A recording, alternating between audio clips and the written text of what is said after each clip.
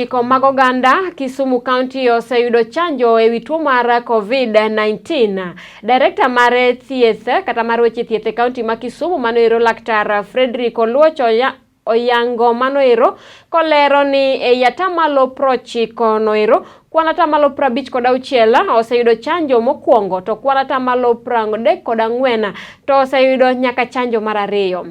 Korka bero wechego eko mag thieth, Laktar Oluoch lero ni giseketo kuonde thieth matimo nyaka bero e sub counties duto medore e kaunti ma Kisumu kendo pod imed losi moko mondo okony jopiny.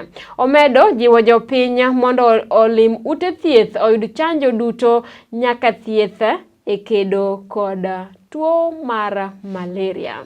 Aneno ka ji osetemo kawo chanjo e Kisumu County ka kama wuoyogo ni wan gatamalo ma 56 oseyudo chanjo mokwongo, atamalo 34 oseyudo chanjo mar ariyo.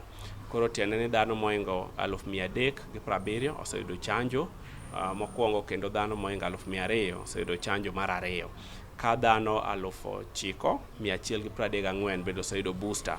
Koro ma nyiso ni booster nitie kendo akwayo jopiny ni jogo mapok oyudo chanjo odhi oyudi chanjo mokwongo mar ariyo, kata kiseyudo chanjo ariyogo pod oyieni mondo idhi kaw booster.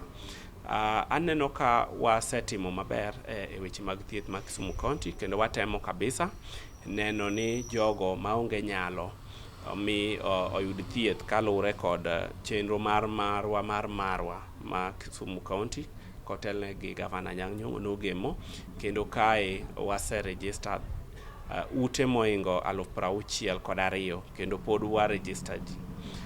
Adwaro ni jogi ma oseyudo thuoloni mar yudo thieth wabed kod kwe, wayud kaka kaponi watuo wadhi wayud thieth. Aneno ka waseketo theater kata ute mag nyuol kata minyalo yang'e ng'ato ei sub county ka sub county. Aneno ka Maseme tiyo, Kombewa tiyo, Muhoroni tiyo, Ahero tiyo, Central Kabe tiyo, kendo sani watieko Machula Imbo, Gita kod Nyakach. Mano ng'iso ni wadhi bedo kod theater go kamoro amora. Wan kod Nyamrerwa ma bende limo utewa ka sani wasetimo negi puonj mar lony manyasani kendo gidhi tiyo omigi simbe kendo ma gidhi tiyogo ei lony manyasani ma ok ni koro giting'ore gi pepa kata gigo mang'eny.